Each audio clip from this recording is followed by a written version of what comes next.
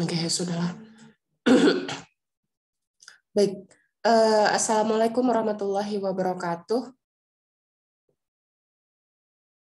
Waalaikumsalam warahmatullahi wabarakatuh. Selamat sore semuanya.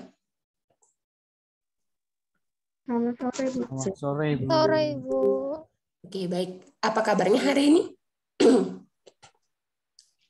Baik, Ibu. Alhamdulillah baik, Bu. Baik, Ibu. Alhamdulillah. Sehat ya? Semua Baik, saya harap Ibu. dalam keadaan sehat walafiat. Sebelum kita mulai, mari kita berdoa menurut agama dan kepercayaan masing-masing. Berdoa dipersilahkan.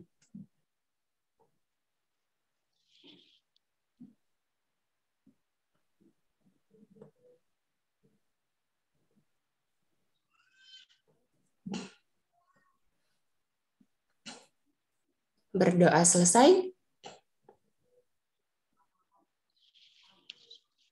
Oke, di sini ada, saya sebutkan satu-satu ya. Saya absen terlebih dahulu. Ada Tengku Mahyilda, Askia, Agnes, Anggi, Cindy, Deladita, Desi, Erik Siburian, Fariza, Feby Grace, Vio, Hotmaria, Ihsan, Intan, Khairul Aswin, Livni, Melissa, Nabila, Nasren, Putri, Rini, Rohimi, Rosita, Afrida, Uli, Fani, dan Yosefin. Siapa yang belum hadir?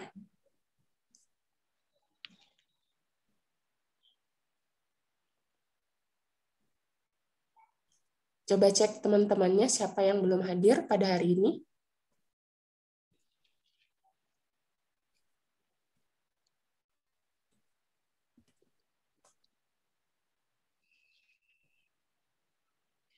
Satu kelas kita ada 27 orang, Ibu. 27. Baik, di grup ada 27, sekarang 26. Ada satu orang yang belum hadir. Oke, hari ini kita akan membahas topik mengenai hakikat bimbingan dan konseling pribadi sosial. Sebelumnya teman-teman telah mengetahui apa itu hakikat BK pribadi sosial?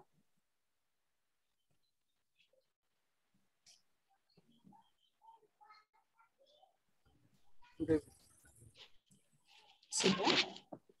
Oke. Sudah, Ibu. Gimana, Erik? Sudah, Ibu. Oke. Apa menurut teman-teman? Sebelum nanti presentasi dimulai, saya mau ngecek dulu nih. Apakah teman-teman mengetahui apa yang dimaksud dengan BK pribadi sosial? Izin menjawab, Ibu. Silahkan, Erik. BK pribadi sosial ini bisa kita katakan sebagai upaya untuk membantu seorang individu ataupun sekelompok orang untuk menyelesaikan masalah pribadi dan sosialnya, baik berupa masalah dengan teman, penyesuaian diri di kehidupan bermasyarakat, serta membantu memilih kelompok sosial agar dapat menjadi pribadi yang lebih mandiri dengan cara mengembangkan sikap dan tingkah laku terhadap berpegang teguh dengan dasar dari yang sudah disampaikan oleh konselor. Oke, baik. Bagus sekali, Erik. Kita beri tepuk tangan untuk Erik yang telah berani menjawab pengertian dari BK pribadi sosial. Menurut teman-teman yang lain, apa sih sebenarnya tujuan dari BK pribadi sosial ini?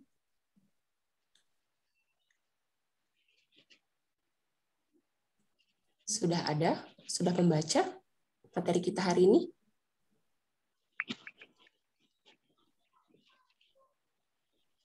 Izin, Ibu. Ya, silahkan Desi.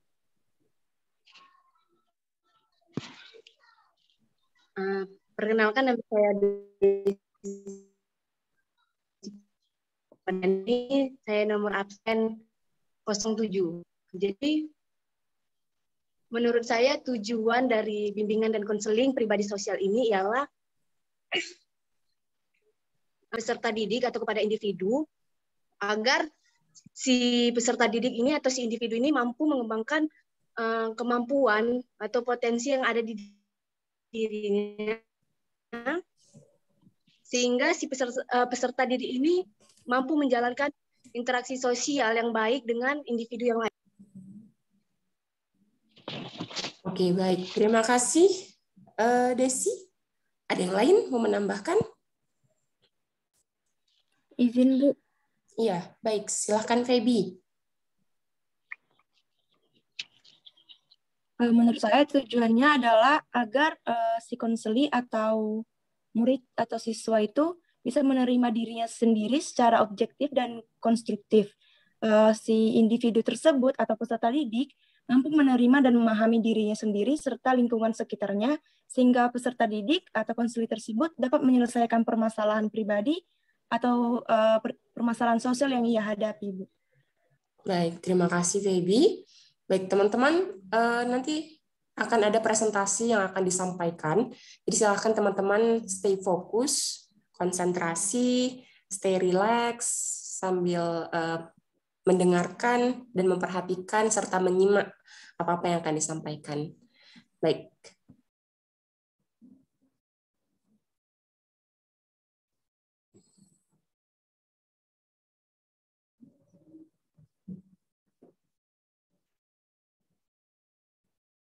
Well,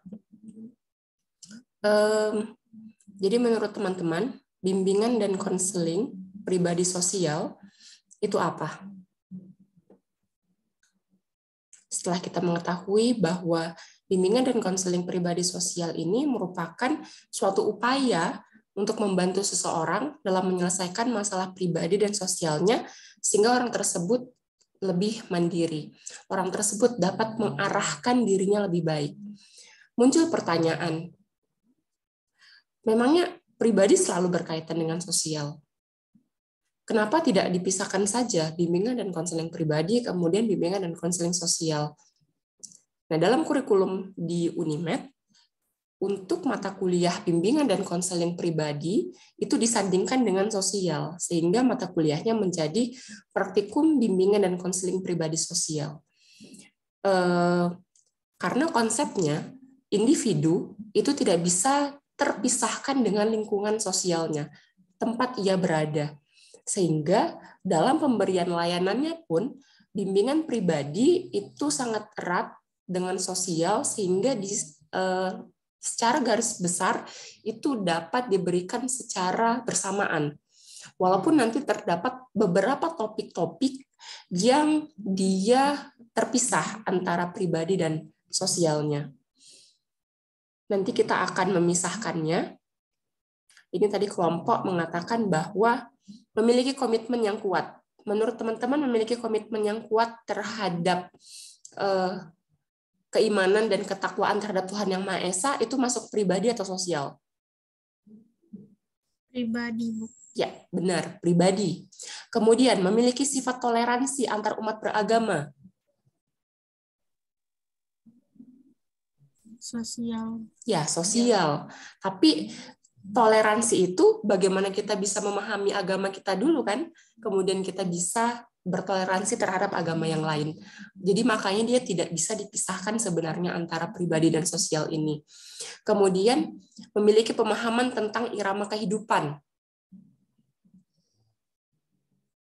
Menurut teman-teman, ini bagian dari bimbingan pribadi sosial, karena irama kehidupan itu bagaimana kita pernah di atas, kemudian ada cobaan hidup, dan irama kehidupan kita karena ada cobaan, kita memiliki masalah, kemudian kita menjadi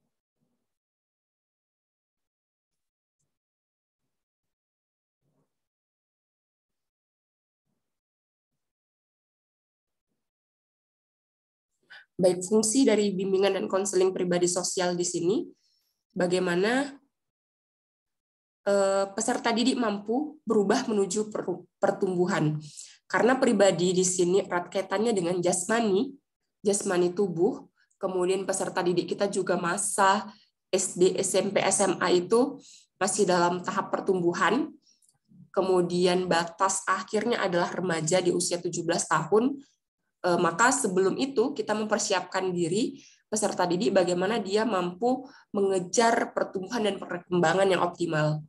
Kemudian pemahaman diri secara penuh, dan utuh, serta belajar komunikasi yang lebih sehat, berlatih tingkah laku baru yang lebih sehat, belajar mengungkapkan diri secara penuh, menjadi individu yang mampu bertahan, resiliensinya tinggi, maka nanti ketika kita mempelajari BK pribadi sosial itu erat kaitannya dengan resiliensi, daya juang, daya tahan peserta didik, bagaimana dia mampu menghadapi suatu masalah, itu pun harus kita ajarkan. Bagaimana caranya meningkatkan resiliensi, bagaimana kita mampu bertahan dalam kondisi yang sangat krisis, bagaimana peserta didik mampu bertahan dalam masa-masa pubertasnya, tidak ikut dalam pergaulan yang salah, itu pun harus kita bantu peserta didik.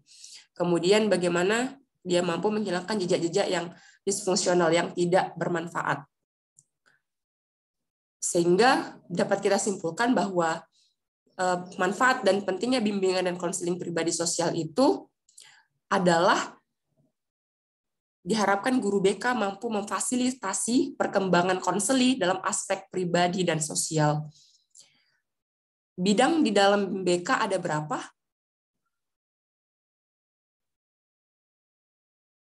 Ada 4, Ibu. Apa saja? 4, Ibu. Bidang pengembangan pribadi, bidang pengembangan sosial, bidang pengembangan karir, bidang pengembangan belajar. Oke, benar sekali. Nah, dan ranah kita pada mata kuliah ini adalah bagaimana kita mampu mengoptimalkan perkembangan konseli, perkembangan peserta didik dari aspek pribadi dan sosialnya. Maka, mata kuliah ini nanti didesain, kita berdasarkan tugas-tugas perkembangan juga. Jadi mata kuliah bimbingan dan konseling pribadi dan sosial nanti akan mempelajari bagaimana aspek-aspek standar kompetensi kemandirian peserta didik. Kemudian bagaimana tugas-tugas perkembangan peserta didik. Dan bagaimana nanti kita bisa mendapatkan data misalnya dari AUM, alat ungkap masalah. Sehingga nanti ketika kita memberikan layanan, contohlah kita katakan layanan bimbingan dasar. Ini kita ke praktiknya ya. Kita memberikan layanan dasar. Dalam konsep strateginya adalah bimbingan klasikal. Kita memberikannya dalam skup kelas. Nah, topik-topik yang akan kita bawakan itu dasarnya adalah SKKPD, Standar Kompetensi Kemandirian Peserta Didik, kemudian tugas-tugas perkembangan, dan masalah-masalah yang sering terjadi. Jadi berdasarkan 3 landasan itu, kita menarik kesimpulan, oh ternyata masalah-masalah yang banyak terjadi di sekolah, misalnya A, itu tentang bagaimana dia mampu meningkatkan hubungan teman sebaya. Karena ternyata di sana itu banyak sekali yang hubungan teman sebayanya itu tidak baik. Nah, maka kita memberikan topik bagaimana cara menghubungkan pertemanan yang sehat. Bagaimana kita bisa menciptakan cara menghormati dan menghargai orang lain gitu. Menghargai teman sebaya, menghargai orang yang lebih tua, menghargai orang yang lebih muda. Atau misalnya ada lagi di suatu sekolah ternyata kemampuan mengelola emosinya itu sangat rendah setelah kita berikan AUM. Nah, atau misalnya kita setelah mengetahui standar kompetensi kemandirian peserta didik, nah ternyata ada aspek pengendalian kematangan emosi. Adanya konsep bagaimana kita mampu mematangkan emosi siswa. Nah, dari konsep-konsep itu kita memberikan topik di dalam penyampaian layanan bimbingan klasikal, yaitu cara mengelola emosi yang sehat. Kemudian cara mengoptimalkan perkembangan emosi siswa. Itu merupakan topik-topik yang bisa kita berikan kepada peserta didik pada skup layanan dasar. Kemudian misalnya saya berikan kasus nih. Di suatu sekolah terdapat banyak sekali orang yang melakukan bullying. Teman-teman tahu bullying? Apa itu? Perundungan kalau bahasa Indonesianya. Jadi bullying ini ternyata nggak cuman misalnya kita mengejek, tidak hanya itu. Bullying ini ternyata ada banyak jenisnya. Ada verbal, misalnya dengan ejekan, dengan makian, dengan cara kita menyudutkan orang lain, itu juga sudah bullying. Kita mengolok-oloknya, kita mengejek-ejeknya, kemudian kita merendahkan harga dirinya, itu juga bullying. Kemudian ada konsep misalnya perilaku dalam bentuk wujud perbuatan. Kita menendang, memukul, menunjang, kemudian menampar, itu pun bullying dalam bentuk perbuatan. Kemudian ada juga secara misalnya psikologis. Kita mendiamkan orang lain gitu. Kita tidak menghargai orang lain sama sekali gitu. Kemudian kita menganggap rendah orang lain serendah-rendahnya dengan alasan misalnya dia itu berasal dari keluarga miskin. Mungkin orang tuanya tidak berpendidikan dan lain-lain. Ada peserta didik yang melakukan tindakan-tindakan psikologis yang mungkin merendahkan, itu pun juga bullying. Jadi banyak sekali konsep-konsep bullying. Nah, misalnya contoh kasus di suatu SMP. Banyak sekali orang yang peserta didik yang mengejek teman-temannya mungkin memiliki kekurangan. Mungkin dalam hal fisik, mungkin tubuhnya kurus, hitam. Nah, kemudian dia menjadi objek perundungan. Saya memberikan contoh kepada teman-teman, apa yang harus teman-teman lakukan, layanan apa yang bisa teman-teman berikan untuk masalah seperti itu. Ada yang berani berpendapat. Ini ada dua nih berarti, ada yang pelaku, ada yang korban. Menurut teman-teman, layanan BK pribadi sosial kita berikan kepada siapa? Kedua-duanya, Bu. Baik, alasannya? Kalau yang dibully itu dia harus diberi semangat gitulah kan, Bu.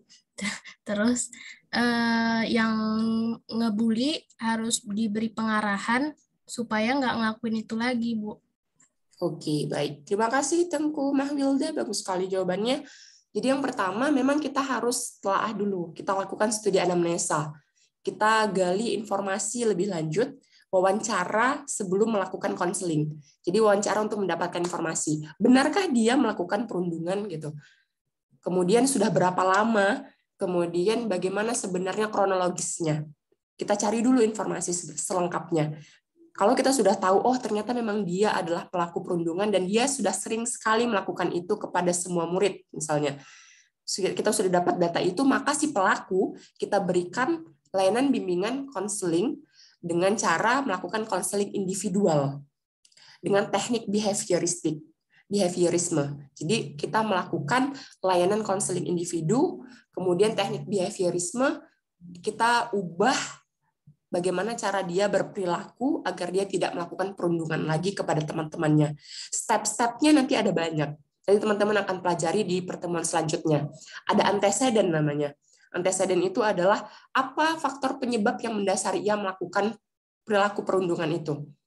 Apakah mungkin karena perhatian orang tua, ataukah mungkin karena perilaku sehari-harinya memang tidak pernah diawasi, mungkin lingkungan sekitarnya juga terbiasa untuk melakukan perundungan, itu harus kita gali. Antecedent kuncinya. Faktor penyebabnya. Kemudian behaviorisme, belief, di B-nya itu belief. Apa keyakinan dia terhadap suatu perilaku yang ia lakukan? Apakah memang keyakinan itu sudah lama ia alami? Jadi seseorang ketika berperilaku itu pasti didasari oleh belief namanya. Irrational belief yang terjadi pada seseorang, irrational belief adalah keyakinan yang keliru, keyakinan yang irasional. Apabila dia mengalami itu, artinya dia meyakini bahwa ketika aku melakukan perundungan, aku dianggap hebat, aku dianggap keren misalnya. Jika itu yang diyakininya, maka kita harus merubah belief-nya. Jadi nanti kita akan merubah belief-nya. Kemudian C-nya, consequence. Kita harus menyadarkan ia bahwa apa yang ia lakukan, perilaku ejekannya itu akan berakibat terhadap dirinya sendiri. Dia tidak akan disenangi oleh orang lain, kemudian perilakunya tersebut juga akan merugikan orang lain, dan dia juga tidak akan berkembang nanti perilaku sosialnya jika nanti ditempatkan di situasi yang baru. Dia akan semakin lama semakin bertambah usia, menghadapi circle yang baru, bagaimana nanti dia melanjutkan ke sekolah yang lebih tinggi, kemudian bagaimana nanti dia bekerja jika ia terus-terusan melakukan perundungan, itu akan merugikan dirinya sendiri. Itu kita lakukan teknik behavioristik. Kemudian strateginya adalah layanan konseling individual, kemudian pendekatannya kita lakukan pendekatan behavioristik. Tekniknya nanti kita bisa gunakan teknik modeling. Kita ajarkan kepada dia bagaimana model perilaku yang baik agar dia tidak melakukan perundungan lagi. Kemudian untuk si korban, kita fokuskan kepada self-esteem-nya, bagaimana penghargaan dirinya terhadap dirinya sendiri. Jadi harus kita naikkan harga dirinya. Kita bantu ia bagaimana dia mampu bangkit, kemudian dia tidak merasa inferior, tidak merasa insecure, tidak merasa rendah diri karena sering diejek. Kita harus tingkatkan dia dengan cara, bisa kita juga gunakan layanan konseling individual dengan teknik misalnya konseling realita. Karena kan ini terjadi sekarang, konseling realita. Nanti teman-teman akan pelajari lagi lebih lanjut. Kita gunakan teknik WDET system namanya. Kita gali apa yang menjadi wants-nya, directing, kita arahkan dia, kita evaluating, kita evaluasi apakah dia bisa melakukan apa yang dia inginkan, kemudian kita rencanakan tindakan selanjutnya agar dia mampu bangkit. Kita berikan juga motivasi. Kemudian tekniknya nanti yang paling penting kita gali wants-nya, apa yang kamu inginkan sebenarnya. Apakah kamu merasa rendah diri ketika kamu diejek, kemudian apa yang sebenarnya kamu inginkan, dan bagaimana rencana-rencana ke depan agar kamu tidak merasa rendah diri lagi. Jadi nanti akan ada, jadi konsep BK pribadi sosial ini jangan pernah pisahkan bimbingan dan konseling. Bimbingan kita berikan untuk mencegah terjadi masalah, namun konseling kita lakukan ketika masalah itu telah terjadi dan kita harus entaskan. Jadi konsepnya itu satu, bimbingan dan konseling selaras gitu. Kemudian pribadi sosial juga konsepnya kita tidak bisa memisahkan masalah-masalah pribadi dengan lingkungan sosial, karena menurut Yusuf, LN, dan Juntika Nur Ihsan, dia berpendapat bahwa konsep bimbingan dan konseling pribadi sosial ini bagaimana konseling itu mampu mengarahkan dirinya, memandirikan dirinya dalam lingkungan sosialnya gitu. Jadi pada konsep BK pribadi sosial ini tidak bisa kita pisahkan dan harus kita jadikan satu kesatuan. Begitu mungkin materi yang bisa saya sampaikan. Terima kasih atas perhatiannya. Seperti tokoh masyarakat, pemerintah, organisasi sosial, musyawarah masyarakat, dan lain sebagainya.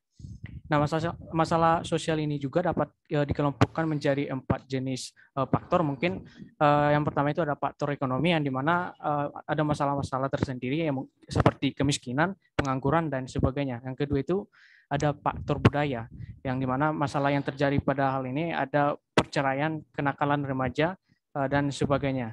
Yang ketiga itu ada faktor biologis, yang contoh permasalahan yang ada di faktor biologis ini ada keharusan makan, kependudukan, dan mempertahankan diri dalam lingkungan tersebut. Yang keempat itu ada faktor psikologis. Contoh dari permasalahan faktor psikologis ini lebih ke penyakit yang ada dalam diri kita gitu. Contohnya penyakit saraf, aliran sesat, dan sebagainya. Saya kira itu saja yang bisa kami sampaikan dari kelompok 1 terkait dengan pertanyaan dari Saudari Hotma tentang permasalahan pribadi sosial yang ada di masyarakat. Bagaimana kami kembalikan ke Saudara Hotma menjawab pertanyaan.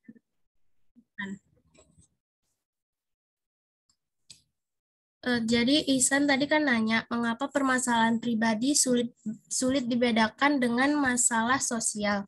Jadi yang seperti yang udah dikatakan Saudari Intan tadi, masalah pribadi dan masalah sosial itu berkesinambungan dan selalu berhubungan. Jadi masalah pribadi ini sama sosial biasanya itu permasalahan pribadi itu adalah hasil perwujudan dari masalah sosial. Contohnya itu ya, misal di sekolah ada siswa yang warna kulitnya tuh berbeda dari temannya. Awalnya dia percaya diri aja gitu kan, terus dia dibully. Nah, gara-gara itu dia jadi insecure. Nah, itu kan udah jadi masalah pribadi.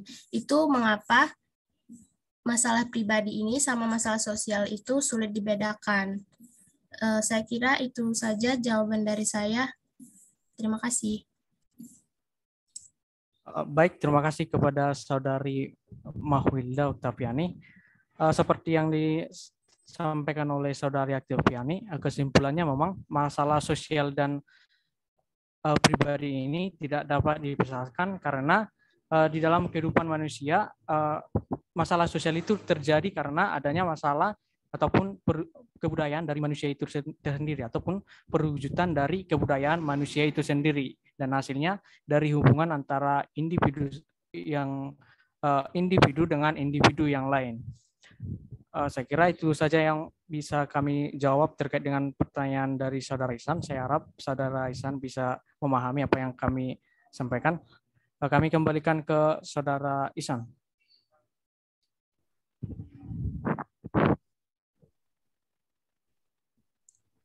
Mohon maaf, Saudara Ihsan, suaranya tidak terdengar.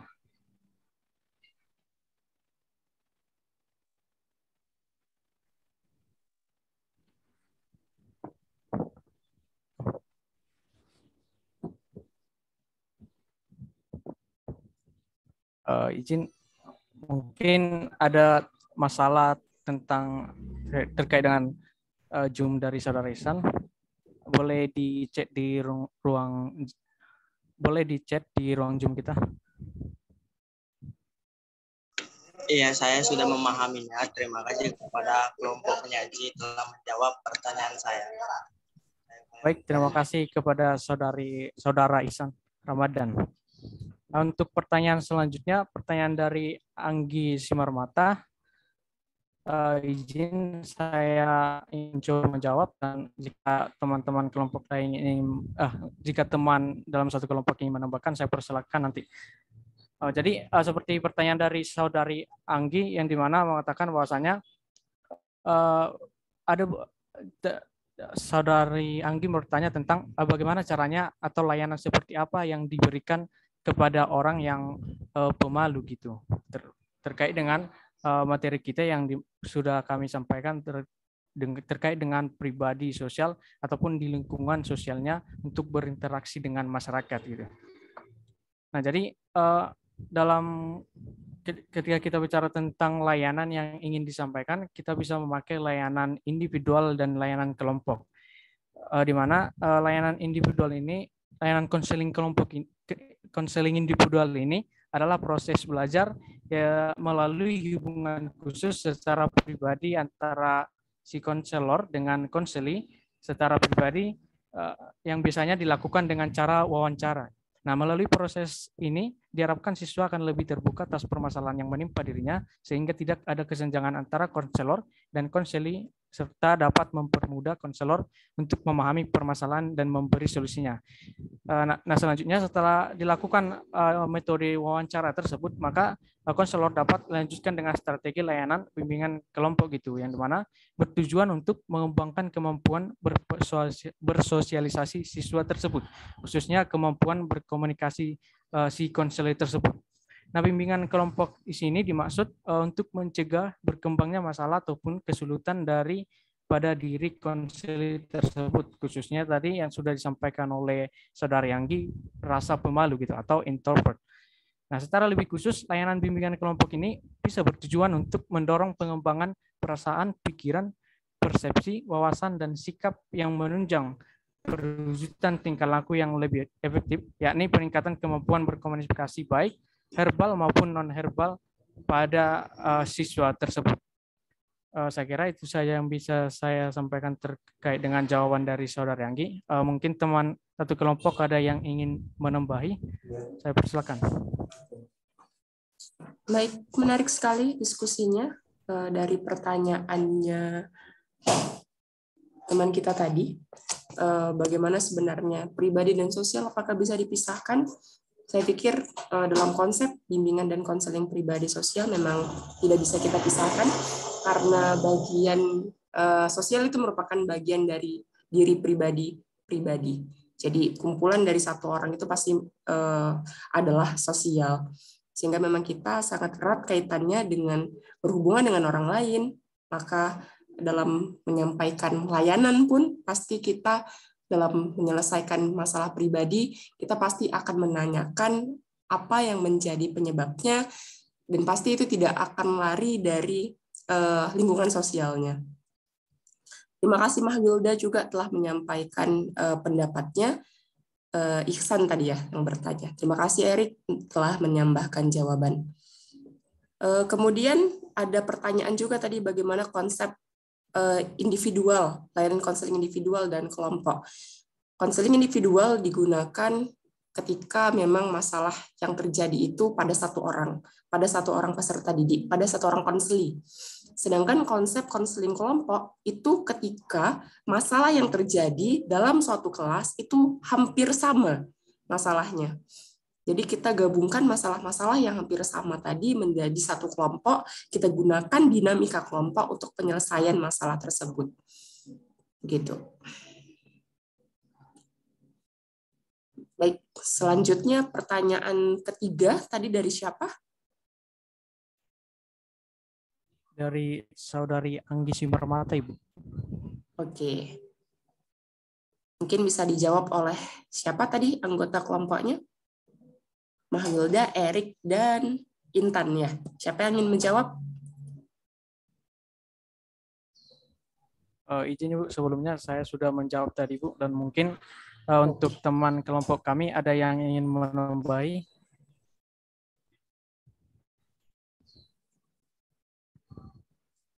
Baik, sepertinya tidak ada. Sudah semua terjawab? Izin Ibu, sudah Ibu. Baik, terima kasih atas diskusi kita pada hari ini.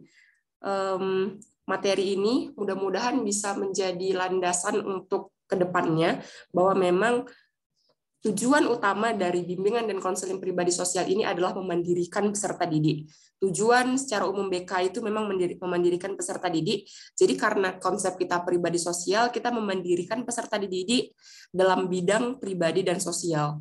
Memandirikan di sini adalah terminologi yang memiliki arti.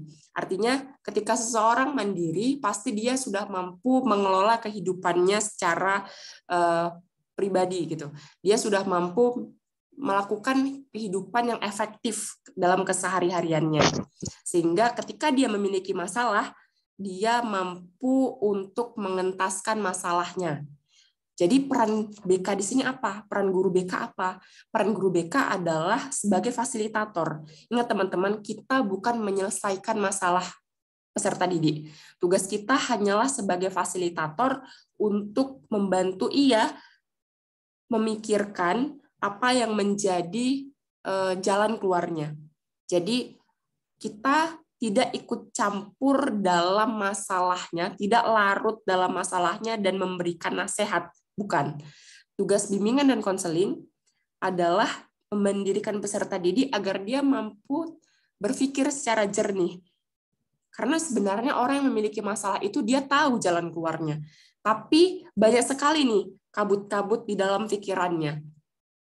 Sehingga dia mungkin kekurangan kepercayaan diri untuk menyelesaikan masalah itu.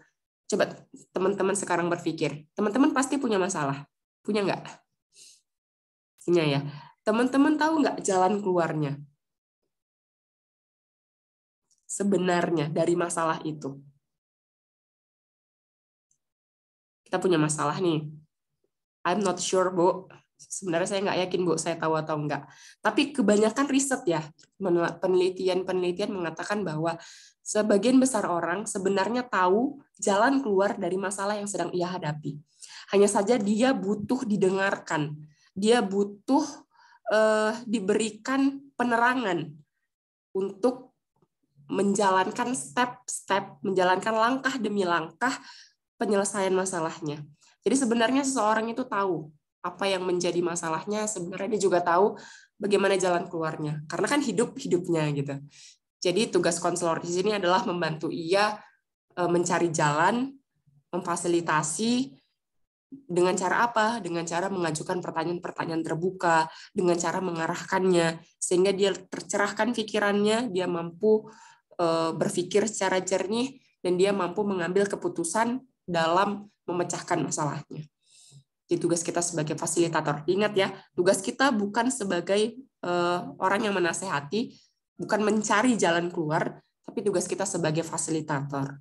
Kita sebagai fasilitas untuknya menyelesaikan masalahnya. Karena pada dasarnya nggak ada orang hidup yang nggak punya masalah. Kembali lagi, masalah itu kan adalah kesenjangan antara yang terjadi dengan apa yang diharapkan. Karena pada dasarnya setiap manusia itu punya harapan, ingin menjadi sesuatu, ingin melakukan ini, memiliki keinginan, memiliki hasrat, memiliki emotif yang masing-masing pribadi itu berbeda-beda. Jadi tugas kita adalah meyakinkan dia bahwa dia harus menerima keadaannya, apapun itu, dia harus mencintai kelebihan dan kekurangan yang ada dalam dirinya, dan dia pasti mampu menyelesaikan apa yang menjadi masalahnya. Karena setiap orang pada dasarnya tahu bagaimana cara ia menyelesaikan masalahnya. Hanya butuh orang untuk mendengarkan, butuh untuk sosok yang bisa dianggap mengayomi, sehingga dia merasa aman, dan dia mampu berpikir dengan jernih untuk menyelesaikan permasalahannya. Mungkin demikian materi dari hakikat bimbingan dan konseling pribadi sosial kita pada hari ini. Mohon maaf jika terdapat kekurangan. Atas perhatiannya saya ucapkan terima kasih. Assalamualaikum warahmatullahi wabarakatuh. Selamat sore semuanya. Izin Ibu. Selamat sore, Bu.